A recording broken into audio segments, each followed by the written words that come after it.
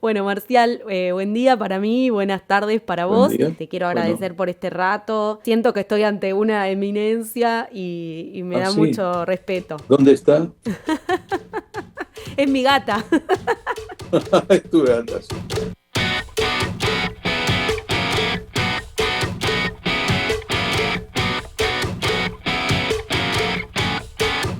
¿Por qué existe un libro que se llama Otras Crónicas Marcianas si ya teníamos las Crónicas Marcianas escritas por Ray Bradbury? Este libro, que salió a fines de 2022, tiene un gran secreto, que son textos que habían quedado afuera de un pedido editorial que le habían hecho a Bradbury para transformar cuentos suyos que transcurrían en Marte en una especie de novela, en una cantidad de relatos que se conectaban entre sí. Marcial Souto, español, editor, traductor y amigo personal de Ray Bradbury, trabajó mucho para que finalmente llegara a nuestras bibliotecas este libro, que tiene un prólogo escrito por él mismo donde nos cuenta todo el trabajo que requirió hacer Otras Crónicas Marcianas. En esta entrevista voy a charlar con él sobre cómo fue el descubrimiento y trabajo para finalmente editar este libro, pero también anécdotas personales vividas con Bradbury para que, además de llevarnos todo el proceso creativo del gran autor conocido por todos, cómo fue, decía, ser su amigo, estar cerca, algunas anécdotas personales y mucho más. Ojalá que les guste.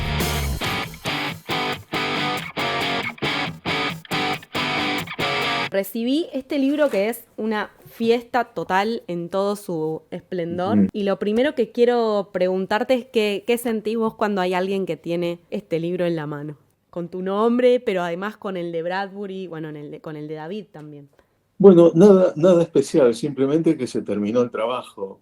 Da mucho trabajo hacer un libro, y más un libro compuesto por varias cosas que hay que sopesar y, eh, no sé, después mucho trabajo de edición de esos textos, el asunto de las ilustraciones, eh, qué se pone, en qué orden se ponen los textos. Hay un millón de cosas a tener en cuenta. Y el prólogo, para el que di muchas vueltas y repasé mucho material, cosas que tenía, cosas que busqué, para contar cosas sobre la vida de Bradbury que generalmente no se saben, para explicar de dónde sale todo esto, porque sale de una especie de pozo interminable. Es un libro muy misterioso en el que Bradbury trabajó mucho hasta que empezó a escribir estos cuentos. Sobre todo había escrito cuentos de terror, porque de niño había tenido muchas pesadillas. Era un niño que tenía miedo a la oscuridad y dedicó varios años a hacer terapia, escribiendo y publicando en revistas de cuentos de terror, y en algún momento decidió hacer literatura en serio. Algún amigo escritor le aconsejó que dejara de contar argumentos y hablar con los amigos y con un exceso total de entusiasmo, y que se encerrara a escribir, que se guardara todo eso y que guardara las energías y las dedicara a escribir. Y decidió hacer literatura. El proyecto fue escribir esta idea que tenía sobre Marte, y estuvo un poco más de 4 años trabajando mucho en esto.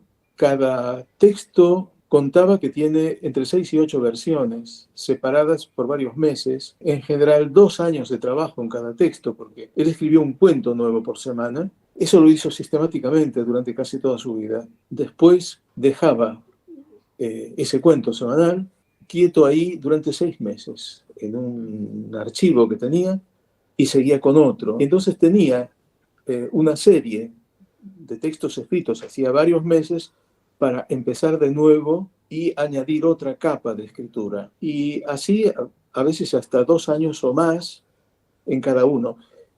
Era un hombre que escribía muy rápido, pero editaba muy lentamente y muy concienzudamente. Y con eso aprendió solo a escribir. Aprendió leyendo. Él no, terminó el secundario y decidió educarse en las bibliotecas. Le pareció que no iba a aprender quizá más en la universidad, y dedicó muchas horas por día a leer y a escribir. Él decía que todo sale del ejercicio que uno hace. Siempre ponía el ejemplo de: uno no se dejaría operar por un cirujano que no haya operado a muchas decenas de personas. Entonces, ¿por qué uno va a dejarse escribir por alguien que no ha dedicado muchos años a hacerlo?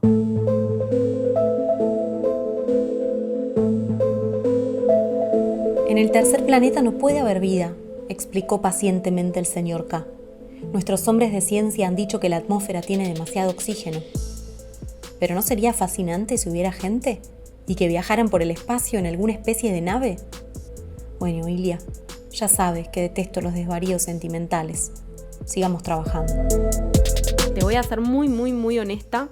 Lo primero que pasó cuando me llegó el correo de Libros del Zorro Rojo diciendo otras crónicas marcianas, yo digo, desde el desconocimiento absoluto, bueno, pero si no las publicó Bradbury es porque no las hubiera querido publicar, ¿no? Pero en realidad vos en el prólogo contás otra historia. Contás tu trabajo de minero casi, yendo a buscar esas gemas por entre las montañas de la escritura de Bradbury. En realidad escribió, creo que son 42 textos, 42 o 43 que tienen que ver con Marte. Desde cuentos normales, 10, 15, 20 páginas, hasta algún texto de media página. Hay 2 textos de media página. Porque él estuvo probando. Escribía, a veces se atascaba en un punto, lo dejaba, un año después volvía y a lo mejor de ahí sacaba un gran cuento o quedaba en ese punto. Después de 4 o 5 años de haber empezado con eso, estaba a punto de nacer su primera hija y, lo cuento en el prólogo, decidió ir a Nueva York a ver si lograba conseguir un editor. Él tenía muchos cuentos y tenía mucho éxito como cuentista y llevó lo suficiente como para hacer 3 libros de cuentos. No llevó cuentos de esta serie marciana, curiosamente. Todo el mundo le decía, si tienes una novela la leemos encantados, pero los libros de cuentos no se venden. Lo lamentamos, pero no podemos hacer nada. Y el penúltimo día, él ya tenía un agente que era el que le vendía los cuentos para revistas, que organizó una cena con un editor realmente importante, y ese editor leía a Bradbury en las revistas de género y lo admiraba mucho. Y le dijo, a ver, te voy a decir lo mismo que todos, los cuentos no se venden, si tienes una novela, encantados, pero me parece que ya has escrito una novela y que no te das cuenta. Todos esos cuentos sobre Marte, no podrás encontrar una cosa que los una, un hilo cronológico, temático, y intentar hacer algo parecido a una novela con eso. Y Bradbury, fantástico, fue al hotel, se puso a hacer listas de cuentos de memoria, porque no los tenía allí, y volvió al día siguiente con un plan que el editor aceptó instantáneamente y le firmó un cheque que le solucionaba la vida a Bradbury por todo un año.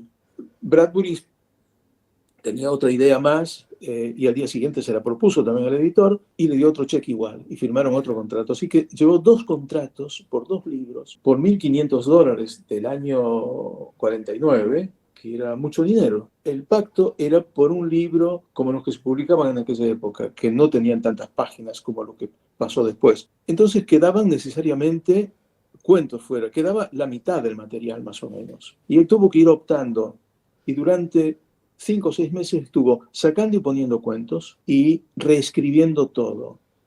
Todo lo que había publicado fue reescrito y a veces mucho. Incluso en el último momento tuvo que sacar arbitrariamente 4 cuentos porque se excedía con la cantidad de páginas para el libro. Quedaron por el camino cosas al lado que eran iguales que las que había puesto, pero que no cumplían exactamente la función que le habían pedido. Lo primero que me pregunta todo el mundo es que son descartes, Claro. ¿Qué son descartes? Estamos eligiendo todo el tiempo. El que está escribiendo una novela también está optando por una cosa y dejando otra y volviendo. A lo largo de 15 o 20 años fue publicando esos cuentos, 1 o 2 en cada libro de cuentos nuevo que publicaba. Y para eso lo retocaba también, lo reescribía. Pero hay una cosa muy interesante que la gente no tiene en cuenta, que aquí lo que funciona es la acumulación, la asociación. Esto es mucho más que la suma de las partes o que la multiplicación de las partes. Es un mundo que se va instalando en la cabeza a medida que uno va abriendo y cerrando habitaciones alrededor y descubriendo que eso es todo un mundo, que no es un cuento fantástico sobre un encuentro con un marciano o la llegada a un sitio extraño. Llega un momento en que uno está metido en todo un mundo. Bueno, por eso se volvió algo memorable.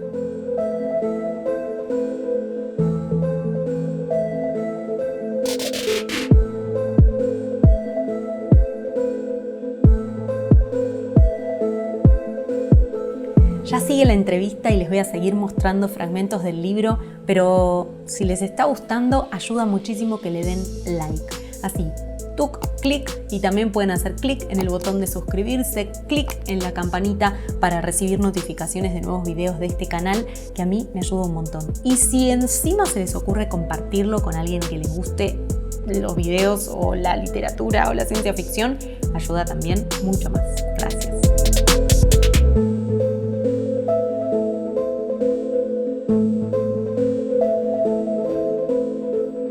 Quiero ir hacia tu trabajo como traductor de sus obras. No sé si alguna vez te tocó traducirlo o leer sus manuscritos directamente, si tachaba, si escribía cosas a los bordes, o siempre fueron de textos de máquina. Es curioso, yo lo conocí cuando tenía 21 años, y el 48, y fuimos amigos hasta su muerte, 44 años después. Y curiosamente, yo tardé años en traducirlo. Por esas cosas raras, traduje mucho a Ballard, por ejemplo, de quien fui amigo también, traduje bastante más de Ballard que de Bradbury. En el año 97, la Feria del Libro quiso invitarlo, quiso que fuera el invitado de honor, y durante meses estuvieron tratando de comunicarse con los agentes y de pedirles que aceptara ir, y ni les contestaban o después les daban largas, no sé. Y cuando me enteré, ya habían pasado 6 meses, lo llamé por teléfono, le dije, pero ¿qué pasa? Tus mejores lectores están en Buenos Aires y te lo puedo asegurar, porque yo he sido testigo de todo eso. Y empezaron a darle vueltas. Él tenía ya 76 años, 77, no sé. Y la mujer me decía, que era maravillosa, Maggie, casi siempre atendía primero el teléfono de ella y nos quedamos conversando un rato. Y yo no la conocía personalmente. Yo había estado en la casa de un amigo de él en Los Ángeles parando semanas y semanas, y él llegaba en bicicleta todas las tardes y conversamos mucho. Era un sitio de reunión de amigos. Y llegó un momento que le dijeron, bueno, vamos. Ella no iba, no lo acompañaba a ningún lado ya. Y de repente decidió ir con él y él se entusiasmó y lo pasó tan bien. Por ejemplo, había gente que le escribía al hotel y él bajaba todas las mañanas con una pila de cartas así. Había contestado a todo el mundo. No. Escribió 3 cuentos. En la feria, el día que habló y después firmó libros, quiso firmar hasta el último que estaba en la cola, hasta un poco más de la 1:30 de la mañana. Todo el mundo le pedía sacarse una foto con él y él se levantaba un poquito a medias. Era un hombre que pesaba bastante y que estaba con una cantidad de problemas. No veía bien de un ojo, no oía casi de un oído. Cuando nos despedimos en el aeropuerto, me dijo, gracias por la mejor experiencia que tuve en mi vida como escritor. La gente lo reconocía en la calle, en el auto, y lo saludaba. En la feria del cariño, esa noche que firmó hasta la 1:30, la gente le llevaba regalos. La gente de la feria lo fue poniendo en bolsas. Yo estaba en el hotel, yo fui el intérprete y más o menos organicé la agenda, todo lo que pude. Y volví con él con la corbata en una mano y la 4ª botella de vino en la otra. Había estado desde las 9 de la noche más o menos, comiendo sándwiches de miga y tomando vino. ¿Se sabía una persona especial? ¿Se sabía un genio, digamos? No sé, no creo que se creyera genial. Que se creía especial, no hay duda, y que lo era, menos duda todavía. Yo siempre cuento que yo había leído Crónicas Marcianas a los 16 años y no podía creer eso, era una maravilla total. Y me di cuenta de que intervenía algo misterioso que tenía que ser la traducción. Y la prosa de Bradbury, no solo hay que decir lo que dice, sino hay que intentar por todos los medios decirla como dice. Es algo muy cercano a la poesía, mucho más cercano a la poesía que todos los poemas que él escribió. Sobre todo en los últimos tiempos escribió mucha poesía, pero francamente no era un gran poeta, era un gran prosista de prosa poética. Es literatura fantástica, no se sostiene por ningún lado científicamente, es un delirio total, pero te instala en la cabeza algo muy fuerte.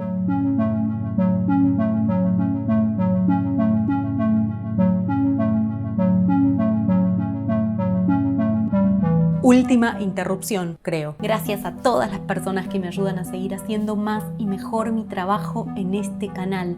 Ayuda un montón todo lo que puedan compartir, colaborar. La economía se basa básicamente también en los patrocinadores. Así que ya saben, Patreon, Cafecito, la aplicación de Mercado Pago.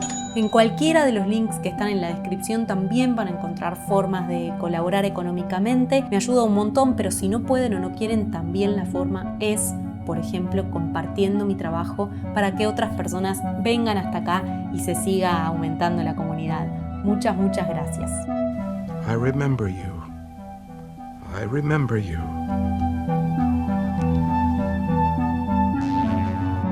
¿Tenés cartas que te mandaba? Bueno, los mails, ¿no? Ya en la época moderna, pero ¿se mandaban cartas? No tenía computadora, detestaba la informática. Su hija menor era su secretaria, vivía en otro lugar, ella vivía en Arizona, él vivía en Los Ángeles. Ella sí controlaba toda esa parte y tenía ya una dirección de email. Se le podía escribir ahí también porque ella le mandaba un fax. Él se manejaba con un fax, tenía un fax al lado, escribía cualquier cosa, me metía ahí. Y he hablado muchísimo con él por teléfono, por muchos motivos, durante años y años. Y Qué privilegio, ¿no? Millones de faxes que se fueron borrando, algunos los fotografié, los fotocopié. Quiero saber si los 3 cuentos que él escribió en Buenos Aires subsistieron ese viaje o se perdieron. Increíblemente no le pregunté los títulos, no tengo idea. Me dijo, escribí 3 cuentos en esos días, pero no le pregunté. Bueno, son esas cosas que uno descubre después. ¿Por qué no esto? ¿Qué podés imaginar que conversaría hoy Bradbury en tu llamada telefónica si estuviera entre nosotros de este mundo que nos rodea? Él, como casi todo el mundo de cierta edad, vivía en otra época. Fahrenheit, por ejemplo, fue escrito con mucha rabia por los primeros signos de macartismo que empezó a ver. Vio signos muy raros y que le parecían terribles. Gente que andaba con auriculares, con algo, él lo llama un caracol. Y me pareció un disparate, cómo la gente se aísla de esa manera. Eso está en Fahrenheit. Ahora nos parece visionario. La televisión, la gente como absorbida por la televisión. Una vez, toda su familia tuvo paperas. Él no quería que entrara un televisor en la casa y se mantuvo firme. Pero, como iban a estar todos encerrados unos días, él tenía 4 hijas, se pusieron a llorar que querían ver a Peter Pan. Iba a haber un especial de Peter Pan, no sé qué era, no sé si era una cosa teatral o si era una película. Y al final terminó dejando comprar el televisor. Nunca más se fue de la casa.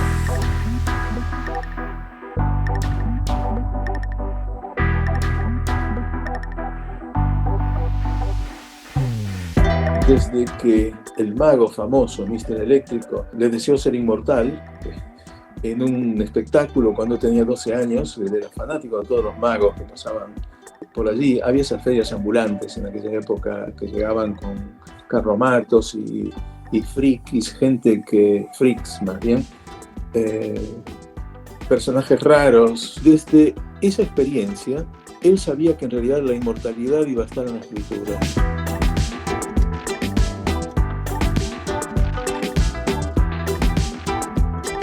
Tiene que haber algo en los libros, cosas que no podemos imaginar para que una mujer se deje quemar viva.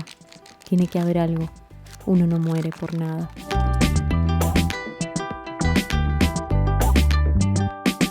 Ojalá que les haya gustado este contenido. Tengo ganas de seguir haciéndolo con otros autores que ya no están vivos, pero que nos han dejado sus legados en textos y que tienen amigos en vida que nos pueden contar y compartir anécdotas sobre cómo escribían, cómo se les ocurrían las historias, qué les pasaba cuando viajaban. Tuvimos muchas anécdotas en Buenos Aires de Bradbury gracias a Marcial, así que si les gusta me pueden dejar en los comentarios qué autores querrían que exploráramos más en Por qué leer.